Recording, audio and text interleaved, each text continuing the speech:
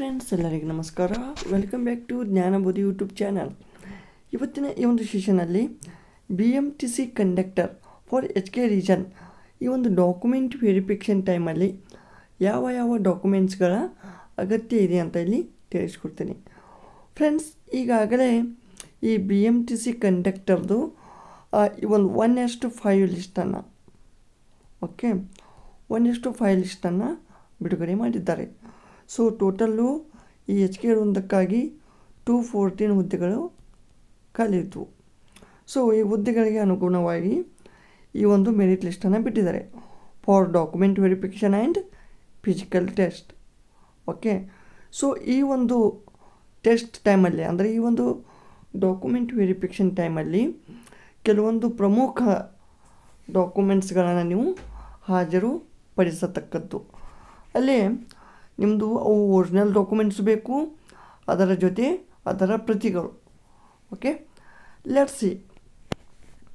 ಇಲ್ಲಿ ನೋಡಿ, ಮೊಟ್ಟ ಮೊದಲು ಅಪ್ಲಿಕೇಶನ್ ಫಾರ್ಮ್. ನೀವು ಈ ಒಂದು BMTC ಕಂಡಕ್ಟರ್ ಈ ಒಂದು ಹುದ್ದೆಗೆ ಅಪ್ಲೈ ಮಾಡುವ ಟೈಮಲ್ಲಿ ಈ ಒಂದು ಅಪ್ಲಿಕೇಶನ್ ಫಾರ್ಮ್ ಏನು ಸಬ್ಮಿಟ್ ಮಾಡಿರ್ತಾರಲ್ಲ, ಸೊ ಆ ಒಂದು ಅಪ್ಲಿಕೇಶನ್ ಫಾರ್ಮನ್ನು ನೀವು ಇಲ್ಲಿ ಹಾಜರುಪಡಿಸಬೇಕು. ಸೊ ಇದೊಂದು first. Second, essential education qualification. Friends, ಈ ಒಂದು ಹುದ್ದೆಗೆ ಒಂದು ವಿದ್ಯಾರ್ಥಿ ಏನಿತ್ತು, second PUC or 12th or 3 year diploma.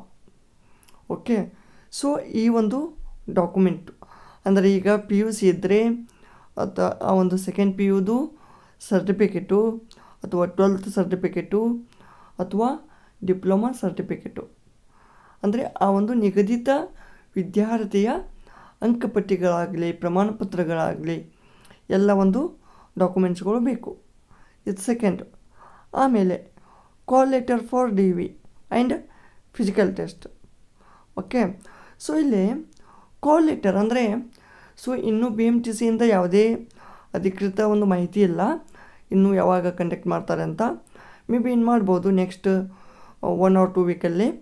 So ಈ ಒಂದು BMTCಯಿಂದ ಈ ಕಾಲ್ ಲೆಟರ್ ಬಿಟ್ಟ ಮೇಲೆ ಅದರಲ್ಲಿ ಮೆನ್ಷನ್ ಮಾಡಿದಂತಹ ದಿನಾಂಕ ಮತ್ತು ಸಮಯ ಮತ್ತು ಸ್ಥಳ ಅವುಗಳ ಅನುಗುಣವಾಗಿ ನೀವು ಈ ಒಂದು ಡಾಕ್ಯುಮೆಂಟ್ ವೆರಿಫಿಕೇಷನನ್ನು ಕಂಪ್ಲೀಟ್ ಮಾಡಬೇಕು. ಸೊ ಆ ಒಂದು ಟೈಮಲ್ಲಿ ಈ ಕಾಲ್ ಲೆಟರನ್ನು ನೀವು ನಿಮ್ಮ ಜೊತೆ ತೆಗೆದಿಟ್ಟುಕೊಂಡಿರಬೇಕು. ಇದು third. Next,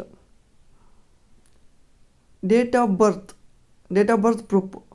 date of birth ಪ್ರೂಫ್ಗೆ ನಿಮ್ಮದು SSLC, ನಾರ್ಮಲಾಗಿ SSLCಯಲ್ಲಿ ನಿಮ್ಮ ಒಂದು ಜನ್ಮ ದಿನಾಂಕವನ್ನು ನಮೂದಿಸಿರ್ತಾರೆ. ಸೊ ಆ ಒಂದು SSLC ಅಥವಾ ತತ್ಸಮಾನ ವಿದ್ಯಾರ್ಥಿ ಅಂದರೆ 10th ಸರ್ಟಿಫಿಕೇಟ್. ಸೊ ಇವುಗಳನ್ನು ಸಬ್ಮಿಟ್ ಮಾಡಬೇಕು. Next, caste certificate if applicable. ಈಗ ನೀವು GM ಇದ್ದರೆ ನಿಮಗೇನು ಕಾಸ್ಟ್ ಸರ್ಟಿಫಿಕೇಟ್ ಬೇಕಾಗಿಲ್ಲ.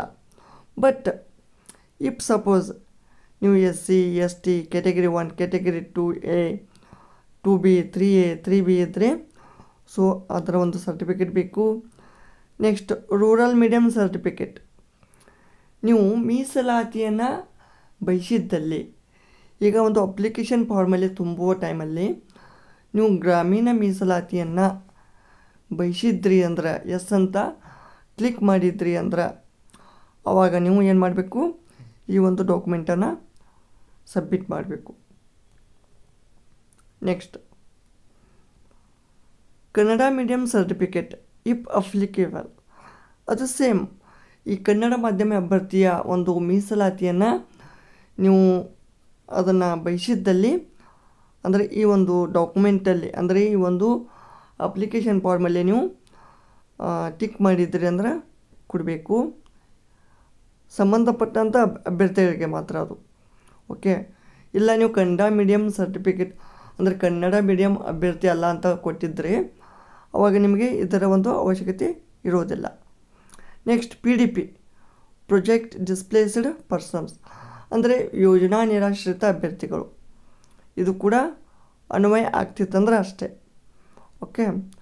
Next, ex service man certificate. If applicable. ನೀವು ಮಾಜಿ ಸೈನಿಕರಾಗಿದ್ದರೆ ಅದನ್ನು ಸರ್ಟಿಫಿಕೇಟ್ ಬೇಕು.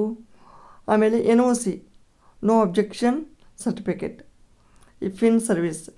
ಈಗ ನೀವು ಯಾವುದಾದ್ರೂ ಒಂದು ಕಂಪ್ನಿ ಆಗಲಿ, ಗೌರ್ಮೆಂಟ್ ಸೆಕ್ಟರ್ ಆಗಲಿ, ಯಾವುದಾದ್ರೂ ಒಂದು ಜಾಬಲ್ಲಿ ಸರ್ವಿಸಲ್ಲಿದ್ದರೆ ಅದರಿಂದ NOC ಸರ್ಟಿಫಿಕೇಟ್ ಅಂತ ಕೊಡ್ತಾರೆ. ಸೊ ಆ ಒಂದು NOC ಸರ್ಟಿಫಿಕೇಟನ್ನು ನೀವು ಕೊಡಬೇಕಾಗುತ್ತೆ ಇನ್ ಸರ್ವಿಸ್ ಇದ್ದವರಲ್ಲೇ. Okay. Next transgender certificate if applicable. Okay. So ಇದು ತೃತೀಯ ಲಿಂಗಿಗಳಿಗೆ ಯಾರಿಗೆ ಅನ್ವಯ ಆಗುತ್ತೆ ಅವರು ಈ ಒಂದು ಪ್ರಮಾಣ ಪತ್ರವನ್ನು ಹೊಂದಿರಬೇಕು. Next service certificates. ಈಗ ಯಾರಾದರೂ ಸೇವಾ ನಿರತ ಒಂದು ಅಭ್ಯರ್ಥಿಗಳಿದ್ದರೆ ಅವರಿಗೆ. ನೆಕ್ಸ್ಟ್ ಕಲ್ಯಾಣ ಕರ್ನಾಟಕ. ನೀವು ಕಲ್ಯಾಣ ಕರ್ನಾಟಕದ ಅಭ್ಯರ್ಥಿಗಳಿದ್ದರೆ 371J ಈ ಒಂದು ಆರ್ಟಿಕಲ್ ಅನ್ವಯ. ಸೊ ಈ ಒಂದು ಸರ್ಟಿಫಿಕೇಟನ್ನು ನೀವು ಹೊಂದಿರತಕ್ಕದ್ದು. Next ID proof. ನಿಮ್ಮದೊಂದು ಐಡೆಂಟಿಟಿ ಪ್ರೂಫ್ ಬೇಕಾಗುತ್ತೆ. ಫಾರ್ ಎಕ್ಸಾಂಪಲ್ ಆಗಿ ಬೆಟರು ಒಂದು ಆಧಾರ್ ಕಾರ್ಡ್ ಆಗಲಿ, ಪ್ಯಾನ್ ಕಾರ್ಡ್ ಆಗಲಿ, ವೋಟರ್ ID ಆಗಲಿ. ವೋಟರ್ ID ಆದಮೇಲೆ next driving licence, passport etcetera. So ಇದರ ಜೊತೆಗೆ ಫೋಟೋಸ್, ನಿಮ್ಮದು ಪಾಸ್ಪೋರ್ಟ್ ಸೈಜ್ ಫೋಟೋಸ್ ಬೇಕು. ಒಂದು 3 to 4 passport size, maximum 2 okay enough. But ಒಂದು 3 to 4 ಒಂದು 5 ಕಾಪೀಸ್ ಇಟ್ಕೊಳ್ಳಿ ನಿಮ್ಮ ಜೊತೆ. ಆಮೇಲೆ ನಿಮ್ಮದು ಲೈಸೆನ್ಸ್ ಬೇಕು, ಲೈಸೆನ್ಸ್ ಆ್ಯಂಡ್ ಬ್ಯಾಜ್. ಓಕೆ. ಇವುಗಳನ್ನು ಕೂಡ ಹೊಂದಿರಬೇಕು. ಓಕೆ. ಸೊ ಇದರ ಜೊತೆಗೆ ಇನ್ನೊಂದು ವಿಶೇಷತೆ ಏನಂದರೆ, ಈಗಾಗಲೇ ತಿಳಿಸಿದ ಎಲ್ಲ ಸರ್ಟಿಫಿಕೇಟ್ಗಳು ಇಲ್ಲಿ ಕೊಟ್ಟಿದ್ದಾರೆ. ಬಟ್ ಈ ಕೆಳಕಂಡ ಪ್ರಮಾಣ ಪತ್ರಗಳನ್ನು ಅರ್ಜಿ ಸಲ್ಲಿಸಲು ನಿಗದಿಪಡಿಸಿದ ಕೊನೆಯ ದಿನಾಂಕದಂದು ಚಾಲ್ತಿಯಲ್ಲಿರುವಂತೆ ಪಡೆದಿರತಕ್ಕದ್ದು. ಈಗ ಆಲ್ರೆಡಿ ಇದು ನಿಮಗೆ ಅಪ್ಲಿಕೇಶನ್ ಫಾರ್ಮ್ ಟೈಮಲ್ಲೇ ನೀವು ಇದನ್ನು ಓದಿರಬೇಕು. ಯಾಕೆಂದರೆ ಆ ಅಪ್ಲಿಕೇಶನ್ ಫಾರ್ಮಿನ ಕೊನೆಯ ದಿನಾಂಕದಂದು ನೀವು ಇವೆಲ್ಲ ಸರ್ಟಿಫಿಕೇಟ್ಗಳನ್ನು ಹೊಂದಿರಬೇಕು. ಓಕೆ. ಸೊ ಈಗಾಗಲೇ ಹೇಳಿದಾಗೆ 10th ಸೈನಿಕ ಸೇವೆಯಿಂದ ಬಿಡುಗಡೆ ಅಥವಾ ಮುಕ್ತಿ ಹೊಂದಿದ ಬಗೆಗಿನ ಪತ್ರ, ಮತ್ತು ಕಾಸ್ಟ್ ಸರ್ಟಿಫಿಕೇಟು, ಗ್ರಾಮೀಣ ಮೀಸಲಾತಿ, ಕನ್ನಡ ಮಾಧ್ಯಮ ಯೋಜನೆಗಳಿಂದ ನಿರಾಶ್ರಿತರಾಗಿರುವ ಅಭ್ಯರ್ಥಿ ಪ್ರಮಾಣಪತ್ರ, NOC, ತೃತೀಯ ಲಿಂಗಿ ಸೇವಾ ಪ್ರಮಾಣಪತ್ರ, ಕಲ್ಯಾಣ ಕರ್ನಾಟಕ. ಸೊ ಈ ಒಂದು ಎಲ್ಲ ಡಾಕ್ಯುಮೆಂಟ್ಗಳು ಬೇಕಾಗ್ತಾವೆ. ನೆಕ್ಸ್ಟ್ ಮೀಸಲಾತಿ ಪ್ರಮಾಣಪತ್ರಗಳಂತ ಇದ್ದಾವೆ. ಓಕೆ. ಈಗ ಈ ಒಂದು ಆನ್ಲೈನ್ ಮೂಲಕ ಅರ್ಜಿ ಭರ್ತಿ ಮಾಡಲು ನಿಗದಿಪಡಿಸಿದ ಕೊನೆಯ ದಿನಾಂಕದೊಳಗೆ ಕೂಡ ನೀವು ಈ ಒಂದು ಸಂಬಂಧಪಟ್ಟ ಪ್ರಾಧಿಕಾರಗಳಿಂದ ಪಡೆದಿಟ್ಟುಕೊಂಡು ಮೂಲ ದಾಖಲಾತಿಯ ಪರಿಶೀಲನೆ ಸಮಯದಲ್ಲಿ ಅದೇ ಒಂದು ಮೀಸಲಾತಿ ಪ್ರಮಾಣಪತ್ರದ ಅಥವಾ ಇತರೆ ಪ್ರಮಾಣಪತ್ರಗಳ ಮೂಲ ಪ್ರತಿಯನ್ನು ಪರಿಶೀಲನೆಗೆ ನೀವು ಹಾಜರುಪಡಿಸಬೇಕು. ಸೊ ಈಗ ಆಲ್ರೆಡಿ ತಿಳಿಸಿದ ಹಾಗೆ 1ನೇದ್ದು KK 371J ಸ್ಥಳೀಯ ವೃಂದ ಕಲ್ಯಾಣ ಕರ್ನಾಟಕದ್ದು, ಅದರ ಒಂದು ನಮೂನೆಯನ್ನು ಕೊಟ್ಟಿರ್ತಾರೆ, ಆ ನಮೂನೆಯಲ್ಲೇ ನೀವು ಮಾಡಬೇಕು. ನೆಕ್ಸ್ಟ್ ಜಾತಿ ಮೀಸಲಾತಿ ಪ್ರಮಾಣಪತ್ರಗಳು. ಓಕೆ. ನಮೂನೆ ಇದೆ, ನಮೂನೆ DEF ಗ್ರಾಮೀಣ ಮೀಸಲಾತಿ ಅಭ್ಯರ್ಥಿಗಳಿಗೆ. ಓಕೆ. ಆಮೇಲೆ ಇದು ಗ್ರಾಮೀಣ ಆಯಿತು. ನೆಕ್ಸ್ಟ್ ಕನ್ನಡ ಮಾಧ್ಯಮ ಅಭ್ಯರ್ಥಿಗಳಿಗೆ, ಆಮೇಲೆ ಮಾಜಿ ಸೈನಿಕರಿಗೆ. ಓಕೆನಾ. ನೆಕ್ಸ್ಟ್ PDP ಯೋಜನೆಗಳಿಂದ ನಿರಾಶ್ರಿತರಾದಂಥ ಅಭ್ಯರ್ಥಿಗಳಿಗೆ, ಇಲಾಖಾ ಅಭ್ಯರ್ಥಿಗಳು ಸಲ್ಲಿಸಬೇಕಾಗಿರುವ ನಿರಾಕ್ಷೇಪಣಾ ಪ್ರಮಾಣಪತ್ರ. ಓಕೆ. ಆಮೇಲೆ ತೃತೀಯ ಲಿಂಗದ ಅಭ್ಯರ್ಥಿ ಟ್ರಾನ್ಸ್ಜೆಂಡರ್. ಅರ್ಥ ಆಯ್ತಾ? ಸೊ ಈ ಒಂದು ಎಲ್ಲ ಮೇನ್ ಇಂಪಾರ್ಟೆಂಟ್ ಮ್ಯಾಟ್ರ್ ಆಗ್ತವೆ ಇಲ್ಲಿ ಮತ್ತು ಇದರ ಜೊತೆಗೆ ಕೆಲವೊಂದು ವಿಶೇಷತೆಗಳನ್ನು ಕೊಟ್ಟಿದ್ದಾರೆ, ಇಲ್ಲಿ ಸೂಚನೆಗಳನ್ನು ನೀವು ಇಲ್ಲಿ ಓದ್ಬೋದು ನೋಡಿ. ಅಭ್ಯರ್ಥಿಗಳು ಬಯಸುವ ವಿವಿಧ ಮೀಸಲಾತಿಗಳಿಗೆ ಸಂಬಂಧಿಸಿದಂತೆ ಎಲ್ಲ ಪ್ರಮಾಣಪತ್ರಗಳನ್ನು ಪಡೆದಿರತಕ್ಕದ್ದು ಸಂಸ್ಥೆಯು ಸೂಚಿಸಿದಾಗ ಹಾಗೂ ಮೂಲ ದಾಖಲೆಗಳ ಪರಿಶೀಲನಾ ಸಮಯದಲ್ಲಿ ಹಾಜರುಪಡಿಸತಕ್ಕದ್ದು. ತಪ್ಪಿದ್ದಲ್ಲಿ ಅಂಥ ಮೀಸಲಾತಿಗಳನ್ನು ತಿರಸ್ಕರಿಸಲಾಗುವುದು ಮತ್ತು ಮೀಸಲಾತಿ ಪ್ರಮಾಣಪತ್ರಗಳ ಒಂದು ನಮೂನೆಗಳನ್ನು ಈ ಅಧಿಸೂಚನೆಯ ಕೊನೆಯ ಭಾಗದಲ್ಲಿ ಅನುಬಂಧಗಳಲ್ಲಿ ತೋರಿಸಲಾಗಿದೆ. ನಿಗದಿತ ನಮೂನೆಗಳನ್ನು ಹೊರತುಪಡಿಸಿ ಇತರೆ ನಮೂನೆಗಳನ್ನು ಸಲ್ಲಿಸಲ್ಪಡುವ ಮೀಸಲಾತಿ ಪ್ರಮಾಣಪತ್ರಗಳನ್ನು ತಿರಸ್ಕರಿಸಲಾಗುವುದಿಲ್ಲ. ಅರ್ಥ ಆಯ್ತಾ? ಸೊ ಇಲ್ಲಿ ಕೆಳಗಡೆ ನಿಮಗೆ ಒಂದು ನಮೂನೆಗಳನ್ನು ಕೊಟ್ಟಿದ್ದಾರೆ, ಅವುಗಳನ್ನು ಕೂಡ ನೋಡೋಣ. ಮತ್ತು ಈ ಅರ್ಜಿಯಲ್ಲಿ ತಪ್ಪು, ಸುಳ್ಳು ಮಾಹಿತಿ ಅಥವಾ ನಕಲಿ ಪ್ರಮಾಣಪತ್ರ ಅಥವಾ ದಾಖಲಾತಿಗಳನ್ನು ಸಲ್ಲಿಸಿ ನೌಕರಿ ಪಡೆದಿರುವುದು ಯಾವುದೇ ಸಂದರ್ಭದಲ್ಲಿ ಕಂಡುಬಂದಲ್ಲಿ ಅವರನ್ನು ಯಾವುದೇ ಮುನ್ಸೂಚನೆ ನೀಡದೆ ಯಾವುದೇ ಸಮಯದಲ್ಲಾದರೂ ಕೆಲಸದಿಂದ ತೆಗೆದು ಹಾಕಲಾಗುವುದು. ಅರ್ಥ ಆಯ್ತಾ?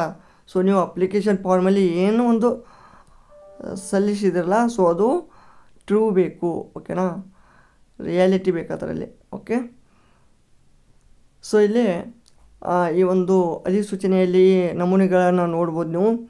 ಸೊ ಈ ನಮೂನೆಗಳ ಟೈಪ್ ನೀವು ಈ ಒಂದು ಪ್ರಮಾಣ ಪತ್ರಗಳನ್ನು ಹೊಂದಿರತಕ್ಕದ್ದು. ಅರ್ಥ ಆಯ್ತಾ? ಸೊ ಮುಂದಿನ ಒಂದು ವಿಡಿಯೋದಲ್ಲಿ ನಾನು ನಿಮಗೆ ಈ ಒಂದು ಡಾಕ್ಯುಮೆಂಟ್ ವೆರಿಫಿಕೇಷನ್ ಯಾವಾಗ ನಡೆಯುತ್ತೆ, ಹೇಗೆ ನಡೆಯುತ್ತೆ, ಮತ್ತು ಏನೇನು ಒಂದು ಮೇನ್ ಇಂಪಾರ್ಟೆಂಟ್ ಇನ್ಸ್ಟ್ರಕ್ಷನ್ಸ್ಗಳನ್ನು ನೀವು ಡಾಕ್ಯುಮೆಂಟ್ ವೆರಿಫಿಕೇಷನ್ಗಿಂತ ಮುಂಚೆ ತೆಗೆದುಕೊಳ್ಬೇಕಂತ ಅದನ್ನು ತಿಳಿಸ್ಕೊಡ್ತೀನಿ.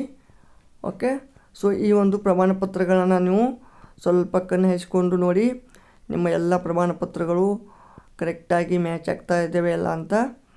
ಓಕೆ, ಸೊ ಈ ಒಂದು ವಿಡಿಯೋ ಇಷ್ಟವಾದಲ್ಲಿ ಲೈಕ್ ಮಾಡಿ, ಕಾಮೆಂಟ್ ಮಾಡಿ, ಹಾಗೆ ಶೇರ್ ಮಾಡಿ. ನಿಮಗೇನಾದರೂ ಕ್ವೇರಿ ಇದ್ದರೆ ದಯವಿಟ್ಟು ಕಾಮೆಂಟ್ ಸೆಕ್ಷನಲ್ಲಿ ತಿಳಿಸಿ. ಮತ್ತೆ ಸಿಗೋಣ ಮುಂದಿನ ವಿಡಿಯೋದಲ್ಲಿ. ಅಲ್ಲಿಯವರೆಗೆ ನಮಸ್ಕಾರ, ಧನ್ಯವಾದಗಳು.